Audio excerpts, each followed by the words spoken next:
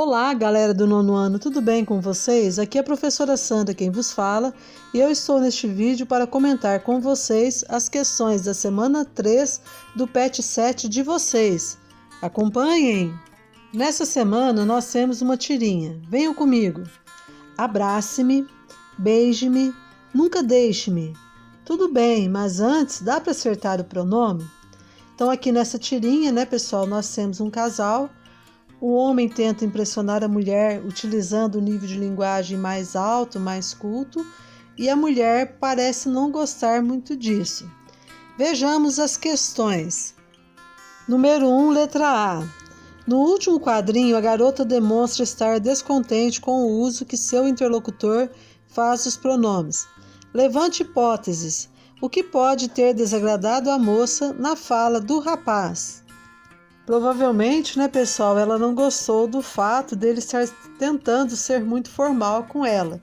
E ainda de quebra, errar o uso do pronome no segundo quadrinho, né?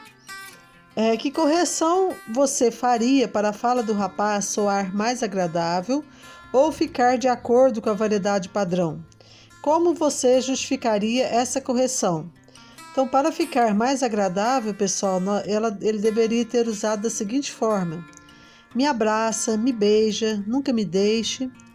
Nesse contexto, que é um contexto de maior proximidade entre os interlocutores, essas formas seriam mais aceitáveis. Agora, as falas abrace-me e beije-me estão de acordo com a norma padrão. Já a fala nunca deixe-me está incorreta, pois a palavra nunca atrai o pronome me. Dessa forma, ficaria correto nunca me deixe. Letra B. Observe que nas três circunstâncias, nas três situações, o rapaz empregou o pronome oblíquo numa posição depois do verbo. Essa opção é a mais comum entre nós brasileiros.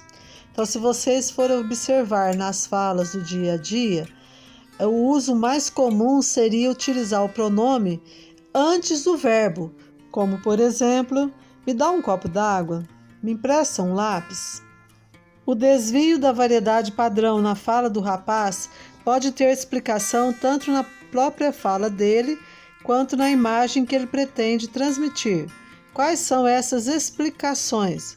Então, vocês perceberam, né, pela fala dele, que ele tenta passar a imagem de um homem culto, um homem fino, e ao tentar utilizar corretamente os pronomes, ele acaba cometendo um erro e a moça, além de não gostar da maneira como ele se dirige a ela, ainda faz uma crítica, ao dizer para ele acertar o pronome, demonstrando então que ela conhece as regras de colocação pronominal e percebeu o equívoco dele. Letra C. Em sua opinião, a tira em estudo é um exemplo de como o uso da língua também pode distanciar as pessoas e gerar preconceitos?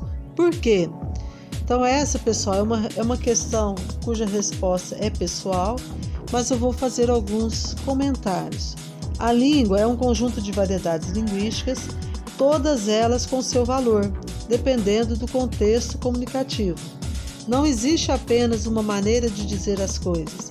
Há várias maneiras. Existem contextos comunicativos que exigem a norma culta. Por exemplo, se você for a uma reunião de vereadores, se algum deles utilizar uma variedade não padrão, as pessoas provavelmente vão criticar e vai se tornar constrangedor para esse falante. Em outros contextos, numa conversa entre amigos, namorados ou familiares, a variedade padrão não é exigida. Nesse caso, se o falante se comunica de modo empolado, querendo falar difícil, as pessoas também vão criticá-lo, dizendo que ele é um chato ou quer se mostrar. Dessa forma, o uso da língua depende da situação comunicativa. O falante competente é aquele que sabe utilizar a variedade certa no lugar certo. Já que fizemos o exercício, agora podemos passar para a parte teórica. A colocação pronominal é a maneira como se dispõe, como se colocam os pronomes pessoais oblíquos átonos em relação ao verbo. Os pronomes pessoais oblíquos átonos, me, te, se, o, a, lhe, lhes, nos e vos, podem estar em três posições em relação ao verbo ao qual se ligam. As posições do pronome pessoal oblíquo átono em relação ao verbo ao qual se liga denominam-se ênclise, quando eu coloco o pronome depois do verbo, próclise, quando eu coloco o pronome antes do verbo, e mesóclise, quando é colocado o pronome no meio do verbo. Então vejamos aí a ênclise, é a colocação normal do pronome na variedade padrão da língua. Então faça-me o favor de levar estes livros à biblioteca. Então o me foi posicionado depois do verbo faça. Vejamos os casos em que a próclise é utilizada. A próclise, como eu já disse, é a colocação do pronome quando antes do verbo há palavras que exercem atração sobre ele, como. Então, pessoal, nós temos algumas palavras que exercem atração sobre o pronome. Então, eles puxam o pronome para próximo delas, certo? Então, as palavras de sentido negativo, como não, nunca, jamais, ninguém, nada, etc., não seguidas de vírgula, vão puxar o pronome para próximo delas, como em você nunca me falou sobre isso. Então tem a palavra de sentido negativo, o pronome fica próximo dela, portanto, antes do verbo, gerando a próclise. Havendo vírgula depois da palavra de sentido negativo, vai usar a ênclise normalmente. Não, disse-me ela. Não me fale sobre isso.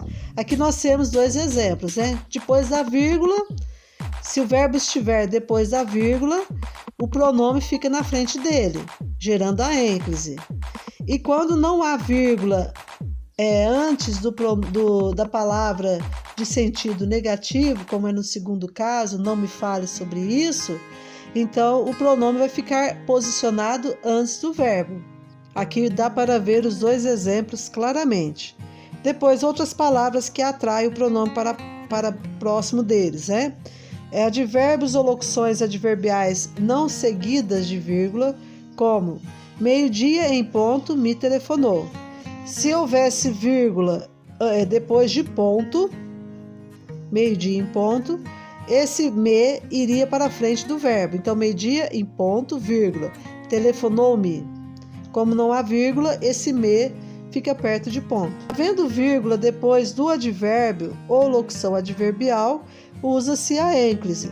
Então, meia hora depois, telefonou-me novamente. Então, essas palavras só vão exercer atração se não houver vírgulas entre elas e o pronome. Depois nós temos pronomes indefinidos e interrogativos. Quem te contou essa história? Então, esse quem é um pronome indefinido, portanto, ele atrai o te para próximo dele. Os pronomes relativos também exercem atração sobre os pronomes átomos. Vejam, a pessoa que me ajudou era muito educada e simpática. Então, coloquei o pronome relativo em preto, o pronome oblíquo átomo em vermelho e o verbo eu grifei, só para vocês visualizarem. Também a conjunção subordinativa exerce atração sobre o pronome oblíquo átomo. Vejam, quando nos viu, veio correndo feliz em nossa direção.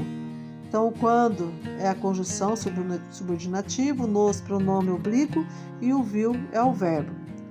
Emprega-se, aqui está errado, viu, gente? Emprega-se a próclise também nas orações optativas, aquelas frases que expressam desejo. Então, Deus te ajude, você não vai encontrar outra forma, né? Deus ajuda-te, isso aí está incorreto. Depois, nós vamos ver a mesóclise. A mesóclise é a colocação do pronome quando o verbo se encontra no futuro do presente ou no futuro do pretérito, desde que não haja condição de próclise. Então, na mesóclise, eu vou colocar o pronome oblíquo átono dentro do verbo ali, né? Esse verbo que pode estar ou no futuro do pretérito ou no futuro do presente. E só vai utilizar essa forma quando não houver a condição para que a próclise seja utilizada.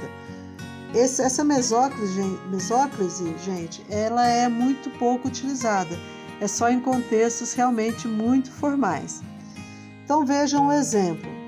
Emprestar-lhe-ia o carro se você fosse mais responsável. Então, o lhe ficou no meio do verbo, né? Agora, quando há a condição de próclise, nós teríamos: não lhe emprestarei o carro. Eu coloquei o pronome antes do verbo. E jamais lhe emprestaria o carro. Então, como nós temos aqui as palavras atrativas não e jamais, o pronome ficou antes do verbo. Gente, se vocês ainda têm dúvidas, podem pesquisar na internet. Há sites bem legais que falam sobre isso e também outros professores que explicam de maneira mais interessante. Na sequência, nós temos a atividade 2. Na apostila de vocês, essa atividade apareceu antes desses tópicos que nós acabamos de estudar. Então, aqui o correto seria dizer assim: após lidos os tópicos, pesquise e transcreva para o seu caderno 4 exemplos da variedade padrão em que deverá ocorrer obrigatoriamente a ênclise. Pesquisem em sites sobre esse conteúdo, né? Lá no site Toda Matéria nós temos esse conteúdo, e tragam para o exercício 4 exemplos em que a ênclise é obrigatória. Bem, pessoal, chegamos ao final de mais um vídeo. Eu espero que vocês tenham me compreendido. Se ficou alguma dúvida, vocês podem me acessar pelo chat Conexão Escola ou por meio da especialista. Então, bons estudos, boa semana e fiquem todos com Deus. Um abraço e até o próximo vídeo.